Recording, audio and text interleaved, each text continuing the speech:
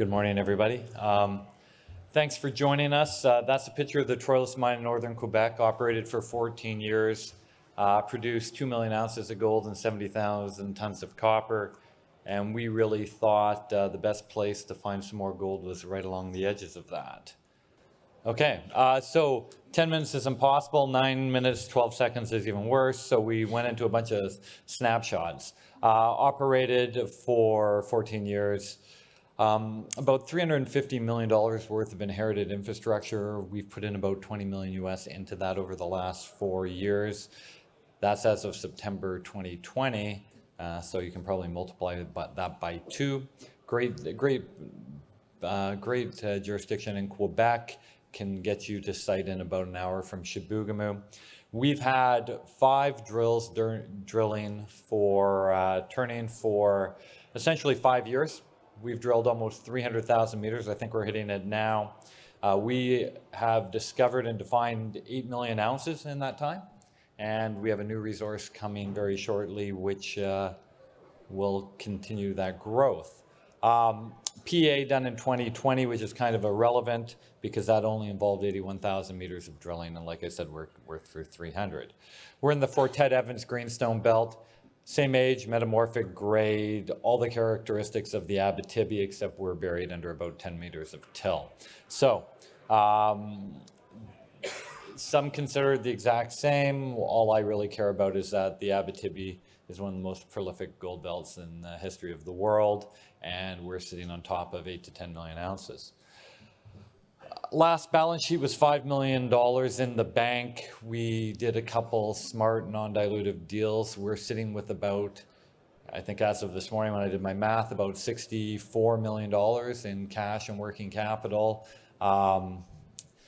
Our management and insiders, we own about 10% of the company. I'm the largest shareholder. And then we're about 65% institutionally held with Investment Quebec, the Case, FTQ, Franklin, and all the major gold funds. Sayona Mining at the bottom is one of our largest shareholders now. They're a $2.5 billion Australian lithium company that is putting some assets back into production. Well covered by the street. I think we're about 160 million market cap. I'll talk about the Sayona deal because I think it was a major catalyst that kind of got away from the market and then get into the assets in 7 minutes. We, over the last 5 years, accumulated a land package of about 1,400 square kilometers, massively underexplored. For the last 3 years, we spent about 12 million over them and really defined a core corridor of about 500 square kilometers we wanted to keep. We sold the rest to Sayona Lithium for $40 million in cash, or in stock. It's basically cash. They trade $95 million a day on their 8.1 billion shares out in Australia. And our average cost was 21 cents. They hit 30 this morning. We haven't sold anything. It's free trading. And we also did a private placement. They bought 10% of our company, or just under, for a 35% premium to market. So all the gray is theirs. We also put a 2% NSR on that they can buy for $20 million. That little turquoise color there is the Moblin deposit. That's their 20 million ton, 1.5% lithium asset at the bottom of our road. So I'll talk regionally, come into the mine quickly. We have 4 main exploration areas: the mine, and then along a structural corridor all the way down to our Palador project number 4. You can read the numbers there. Grassroots exploration, some very significant drilling.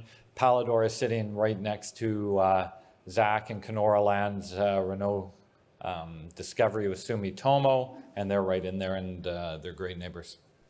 I'm going to focus mainly at the mine. There's the 2 pits, J4 and 87, 30 million cubic meters of water in there.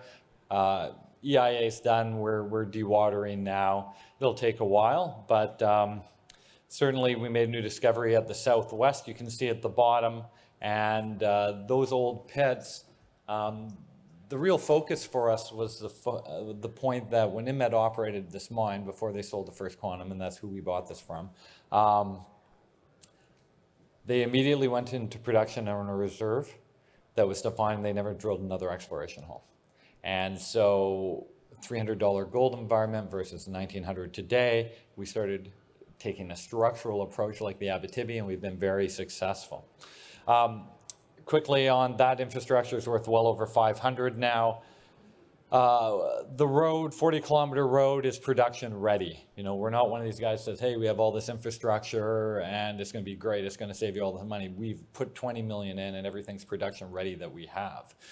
50 megawatt substation, fully upgraded. Hydro-Quebec has run new lines for the 170 kilometers, 171 kV line. Septic, sewer, and water for up to a 1,000-man camp. And the single most important thing we have is under those pictures, 6.5 square kilometer fully permitted tailings facility.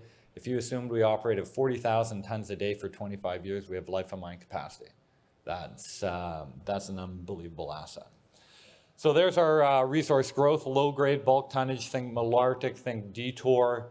We have, like I said, we're at 8.1 million ounces equivalent on 81,000 meters of drilling. Our new resource will be out shortly, and that will include about 300,000 meters of drilling. Think same grade. Troilus is what it is until it wasn't, and that's what I'm going to talk about now. We now have 8.5 kilometers of strike length. We'll be looking at 25-year plus open pits when the feasibility comes out at the end of this year. So, three big focus areas. The last 2 years really has been the Southwest. Why did we like the Southwest? It was at surface. We didn't have to push back any of these big pits. We could get at the ore right away, and we were seeing some pretty spectacular grades for Troilus. Then about 4 months ago, we started looking at the hanging wall to the deposit, which historically had been ignored by the previous operators and really wasn't on our immediate radar, but we had to start working through part of this deposit. You know, lo and behold, you hit 46 meters of 4.4 essentially at surface, and you can read them, 138 meters of 175.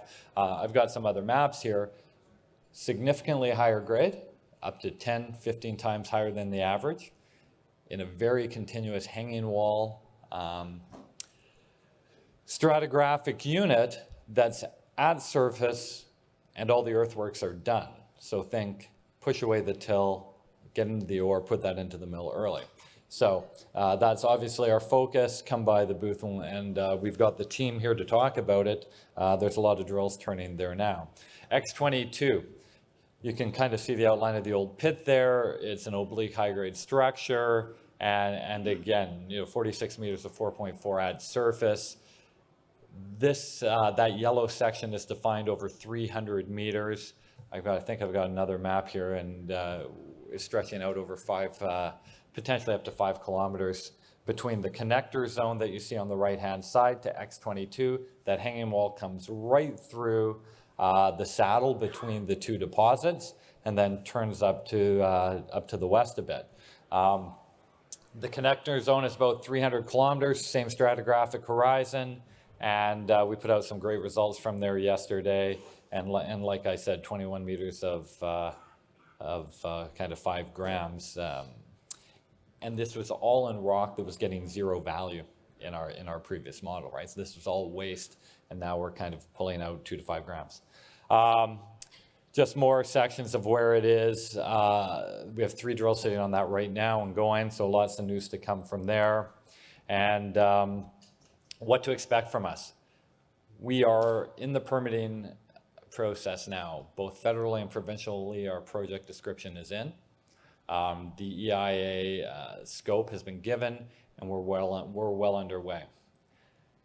The updated mineral resource that is going to come in a matter of weeks is not going to include any of this drilling from the X22. It's going to be the 300,000 meters previously. Expect that growth to continue, so lots of ounces. We need great ounces. And then as we move into the feasibility, that will come in the second half of this year. That's where you'll see the impact of the significantly higher grade. And if you think about it, you know, if you can put 2 to 3 to 4 years at 1.5 grams and higher through, it has a material impact on the early impact of your valuation, the net asset value, your return, the payback. 15% of the revenue here is copper. Haven't really talked about that. We're going to be if not the first, the second largest copper producer in Quebec. And the balance sheet is such that everything we need to do here to construction is paid for. And so the risk of dilution right now to our shareholders is very, very low, because we've been very good at diluting in the past. Every year we came, and this is kind of nice. I don't have to anymore. So we're in great shape, and please come by and talk to us about anything at any time. I'd love to give everybody an update. Thanks.